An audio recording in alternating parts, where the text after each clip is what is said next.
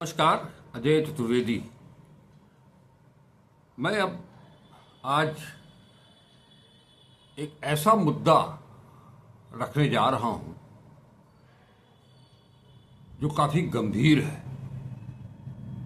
और वो मुद्दा कांग्रेस से जुड़ा हुआ है, राहुल गांधी से जुड़ा हुआ है, कांग्रेस के अध्यक्ष मल्लिकार्जुन खड़गे से जुड़ा हुआ है और इन कांग्रेस की जो आइडियोलॉजी है, जो उनकी विचारधारा है,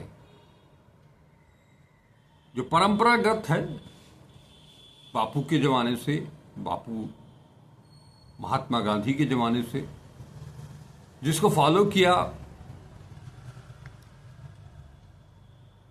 पंडित जवाहरलाल नेहरू ने, वल्लभ भाई पटेल ने, सरदार पटेल, मौलाना अब्दुल कलाम आजाद, राधा कृष्णन, इन सारे लोगों ने उसको फॉलो किया। बीच के वर्षों में उसमें गिरावट आई। आपको याद होगा कि कांग्रेस के ऊपर सबसे बड़ा लांछन लगा था जब अयोध्या में वो विवादित ढांचा गिराया गया, जहां आज एक भव्य रामलला का मंदिर है। उस समय प्रधानमंत्री थे पीवी नरसिम्हा राव। उनके ऊपर भी काफी कुछ आरोप लगे थे और उस प्रकरण को लेकर के कांग्रेस से एक बड़ा वर्ग, मुस्लिम वर्ग, रुष्ट हुआ और उसे वापस आने में, कांग्रेस से जुड़ने में कई साल लग गए। आज की तारीख में राहुल गांधी और मल्लिकार्जुन खड़गे दोनों ही जो अपने संविधान की आत्मा है, सेक्युलरिज्म, उसको लेकर के चल रहे हैं। संविधान को बचाने की बात करते हैं तो वहां अल्पसंख्यकों की सुरक्षा, उनकी बेहतरी, उनकी शिक्षा और ऐसे कई मुद्दे हैं, मसले हैं। इन सब को जुटा करके, मिला करके अल्पसंख्यकों को समाज की मुख्य धारा में ले आना और उन्हें ये एहसास कराना कि इस देश में उनका भी उतना ही हक है जितना हिंदुओं का है। इसके अलावा अल्पसंख्यकों के अलावा राहुल गांधी जब भी बात करते हैं तो पिछड़ों की बात करते हैं, दलितों की बात करते हैं, आदिवासियों की बात करते हैं और माइनॉरिटीज की बात करते हैं। लेकिन कांग्रेस का एक बड़ा, सबसे बड़ा संकट आज के दिन में राहुल गांधी और मल्लिकार्जुन खड़गे के सामने जो है, वो बीजेपी से लड़ना या नरेंद्र मोदी, अमित शाह से लड़ना, उत्तर प्रदेश के मुख्यमंत्री योगी आदित्यनाथ का विरोध, इन सब से तो वो लड़ ले रहे हैं, लड़ भी लेंगे, जीत भी सकते हैं, जीत जाएंगे। काफी कुछ उन्होंने अपने विचारों से, अपनी वैचारिकी से एक बड़ी जीत इन सब के खिलाफ हासिल भी कर ली है। लेकिन एक सबसे बड़ा संकट है कांग्रेस को, कांग्रेस के अंदर जो बीजेपी की मानसिकता के लोग हैं उनसे कैसे निपटा जाए, उनकी विचारधारा से को किस तरह से डिप्रेस किया जा सकता है। आप सबको याद होगा सावन के महीने में उत्तर प्रदेश में मुजफ्फरनगर से एक प्रशासनिक आदेश जारी हुआ था, जिसके तहत ये कहा गया था कि जितने भी भोजनालय हैं, माने जितने भी होटल हैं, जितने भी ढाबे हैं, रेस्टोरेंट हैं, फल वाले हैं, खोमचे वाले हैं, रेहड़ी पटरी वाले हैं, जिनके यहाँ वो खाद्य सामग्री मिलती है, उन सबको अपना नेम प्लेट लगाना होगा। उसका बहुत विरोध हुआ, पूरे देश भर में विरोध हुआ। मामला सुप्रीम कोर्ट तक गया और सुप्रीम कोर्ट के हस्तक्षेप और उसके आदेश के चलते वो सारी प्रक्रिया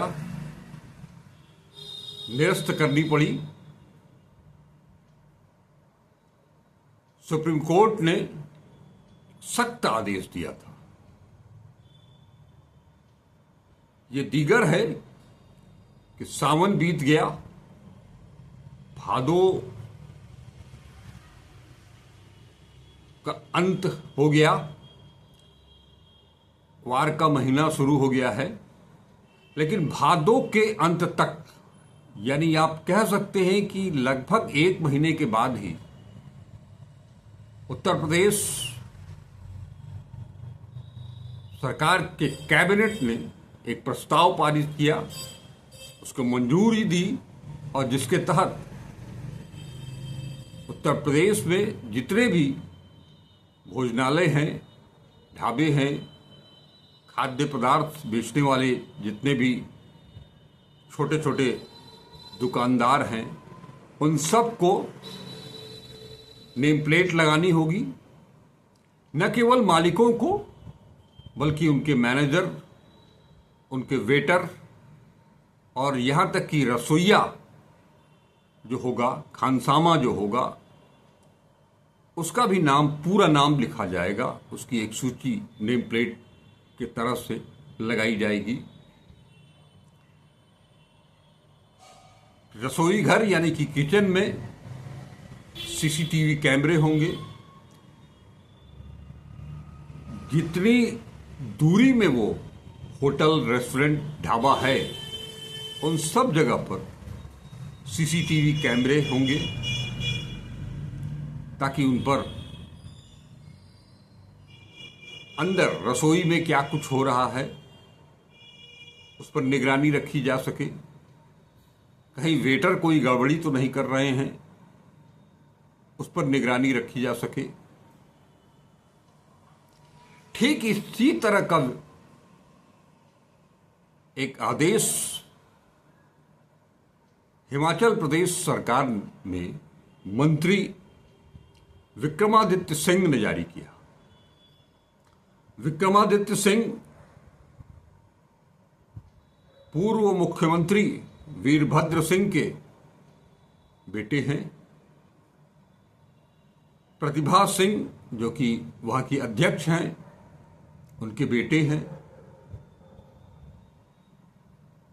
और उन्होंने भी ये आदेश जारी किया है कि भोजनालय, ढाबे जितने भी होंगे उसमें उनके मालिकों का और उसमें काम करने वाले जितने भी कर्मचारी होंगे, उन सब का नाम अंकित किया जाएगा, पूरा पूरा।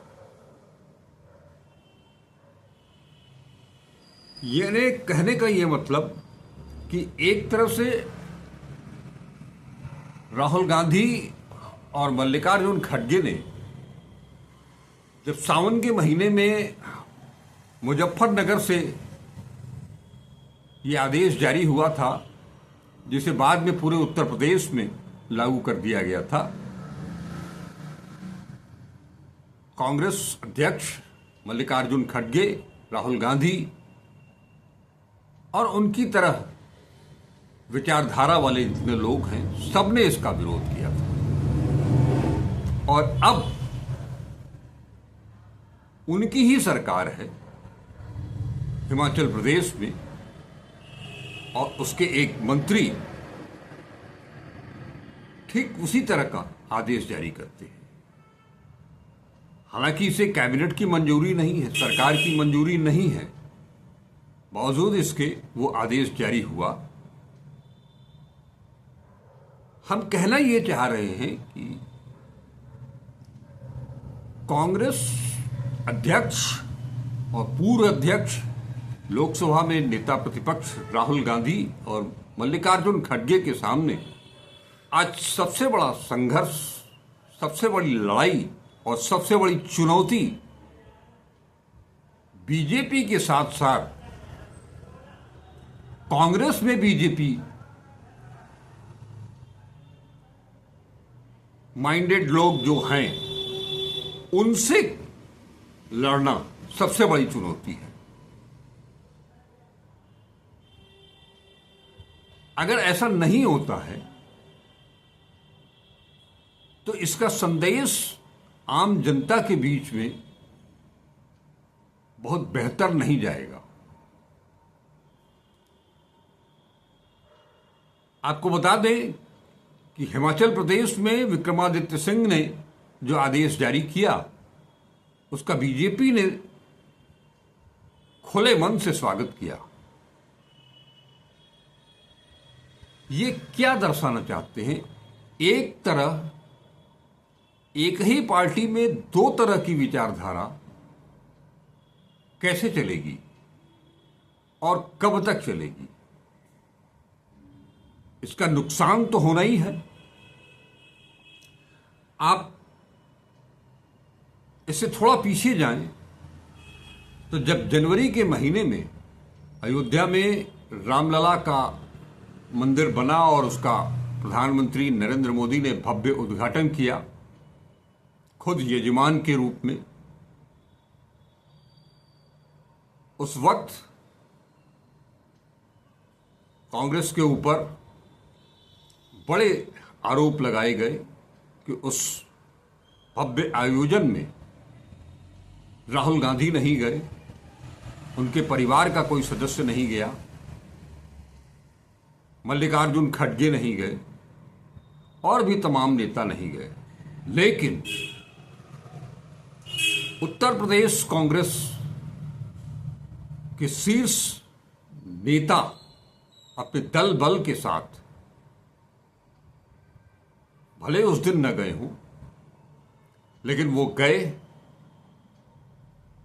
सरयू में स्नान किया, रामलला का दर्शन किया। ये व्यक्तिगत चीज हो सकती है और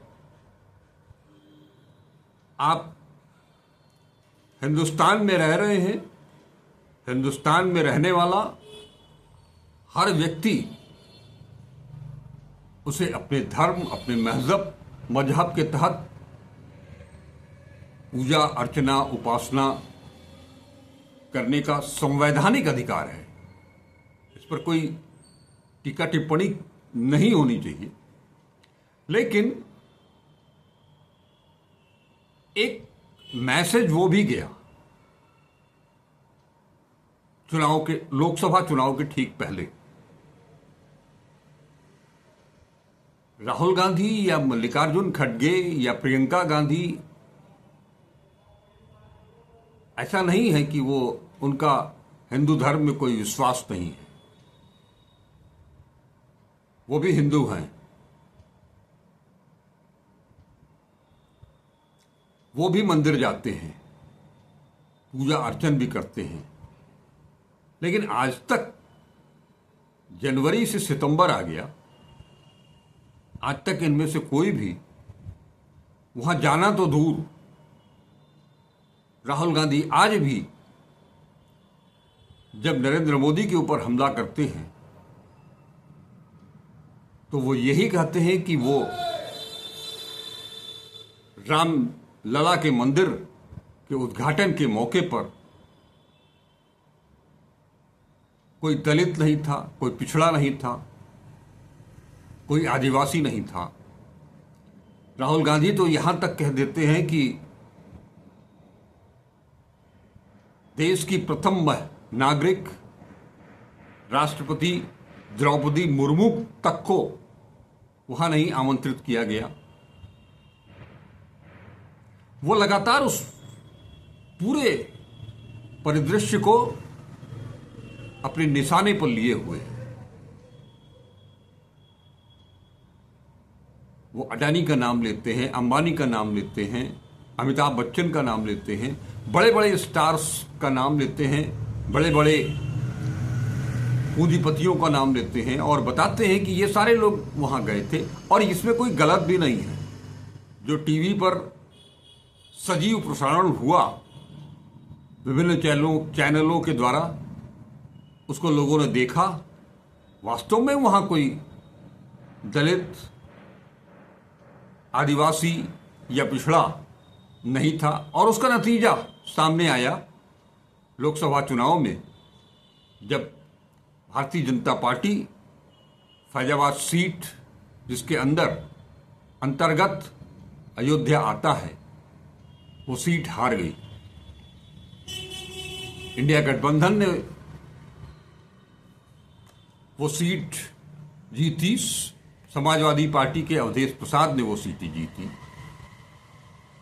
और जब संसद 18वीं लोकसभा शुरू हुई, राहुल गांधी और अखिलेश यादव के बीच पहली पंक्ति में अवधेश प्रसाद थे। बद्रिकाश्रम में भी हार गई। बताया तो यह भी जा रहा है कि जम्मू कश्मीर के जो विधानसभा चुनाव हो रहे हैं वहां पर माता वैष्णो देवी की जो सीट है वहां भी बीजेपी पीछे चल रही है। मैं उसकी बात, एक पहलू ये था। दूसरा, मध्य प्रदेश जहां कांग्रेस के प्रदेश अध्यक्ष तत्कालीन पूर्व मुख्यमंत्री कमलनाथ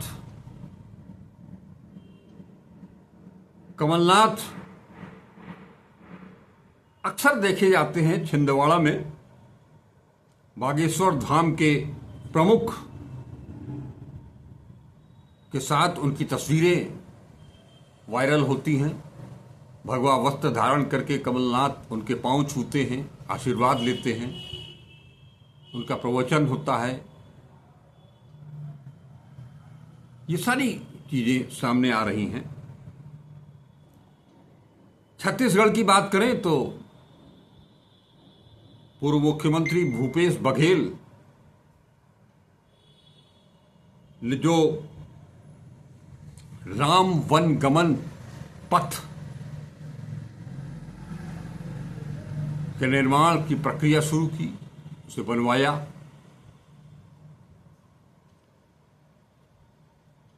विधानसभा चुनाव हार गए।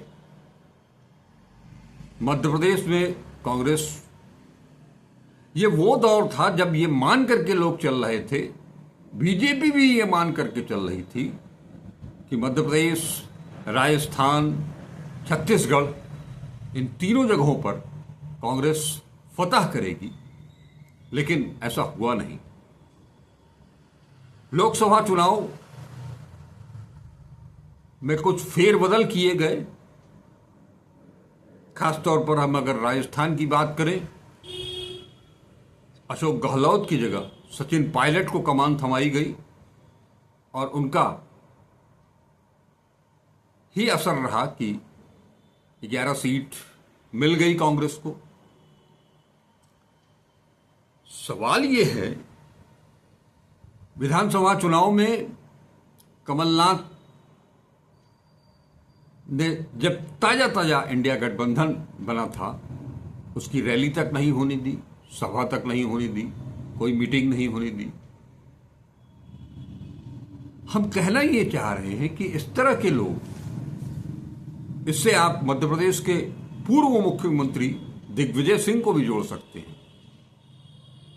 नर्मदा पर परिक्रमा करने वाले।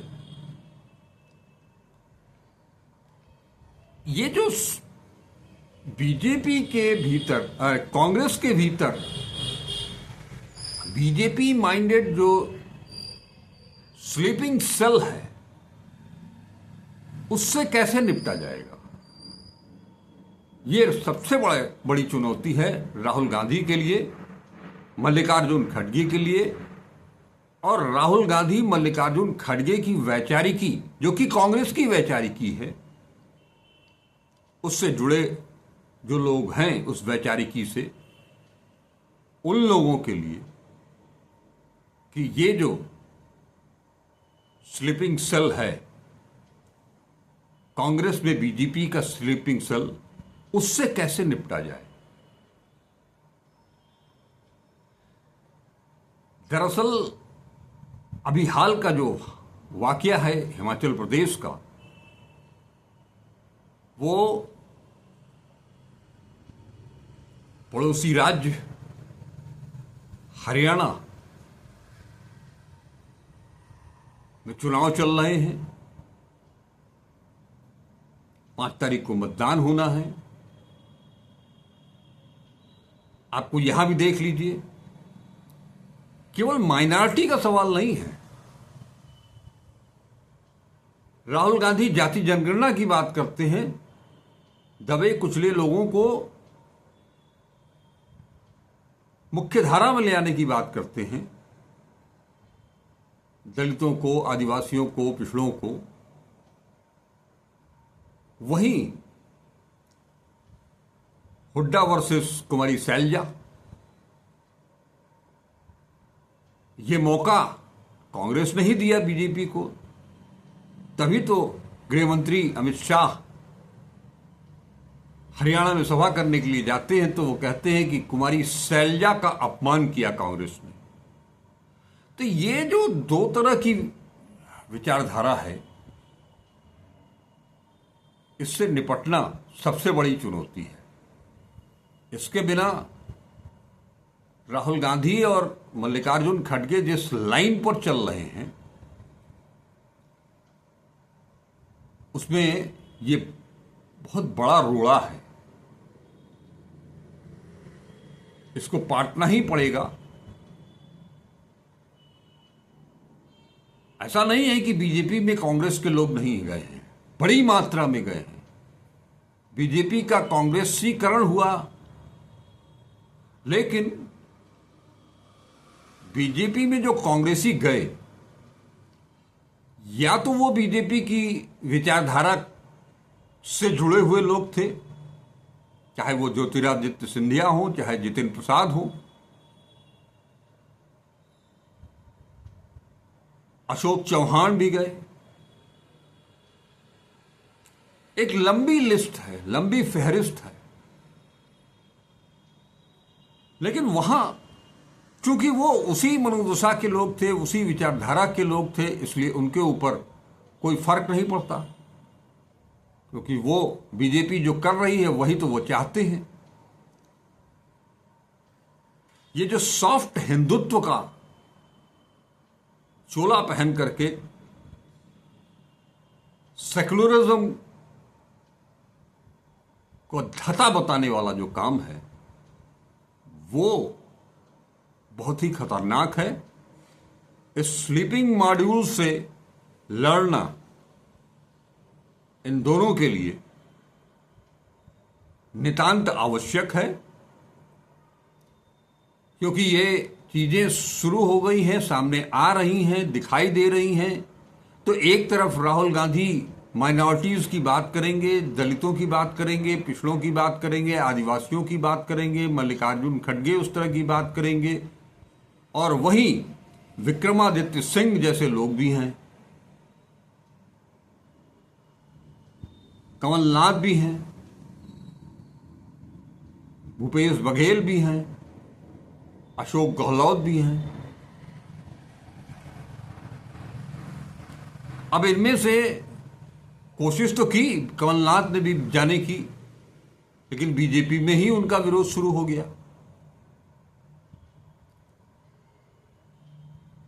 अब जनता की निगाह इस स्लीपिंग मॉड्यूल से किस तरह से लड़ते हैं राहुल गांधी, खड़गे साहब, इस पर पैनी निगाह है आम जनता की। अगर समय रहते इन स्लीपिंग मॉड्यूल से किनारा नहीं कसा जाता है, इन्हें हाशिए पर नहीं ले आया जाता है, जैसा कि अभी कल ही हरियाणा में जिन बागियों को 13 बागियों को पार्टी से निष्कासित किया गया, उस तरह की बड़ी कार्रवाई पूरे राष्ट्रीय पैमाने पर करनी पड़ेगी। इन्हें या तो आप हाशिए पर ढकेलें, अन्यथा ये लोग बार बार आपको नीचे गिराने की कोशिश करते रहेंगे। कांग्रेस को, आपको से मेरा मतलब कांग्रेस से, इस नेतृत्व से है, राहुल गांधी से है, मल्लिकार्जुन खड़गे से है।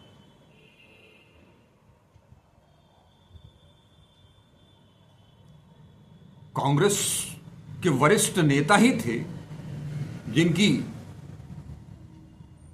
एक टिप्पणी ने नरेंद्र मोदी को मौका दिया, चाय बेचने वाला कुछ नहीं कर, क्या संभालेगा, इस तरह का जो उन्होंने बयान दिया था। मैं उनका नाम नहीं लेना चाहूंगा यहां। तत्काल उन्हें उनके ऊपर कार्रवाई की गई। उस तरह की कार्रवाई यहां भी करनी पड़ेगी, चाहे वो हिमाचल प्रदेश हो, राजस्थान हो, मध्य प्रदेश हो, छत्तीसगढ़ हो, उत्तर प्रदेश हो। इस तरह के लोग सारे राज्यों में हैं, देश के सभी राज्यों में हैं, सभी केंद्र शासित प्रदेशों में हैं। ये एक बहुत बड़ी चुनौती है और इसका असर जब राहुल गांधी अपनी वैचारिकी के माध्यम से बीजेपी को एक तरह से पटखनी दे करके लोकसभा चुनाव में जब आगे बढ़ रहे हैं और विधानसभा चुनाव में फतह करने की रणनीति पर काम कर रहे हैं, तो उसमें इन चीजों को भी प्रमुखता के साथ शामिल करना होगा और उनसे किनारा कसना होगा। नमस्कार, अजय चतुर्वेदी।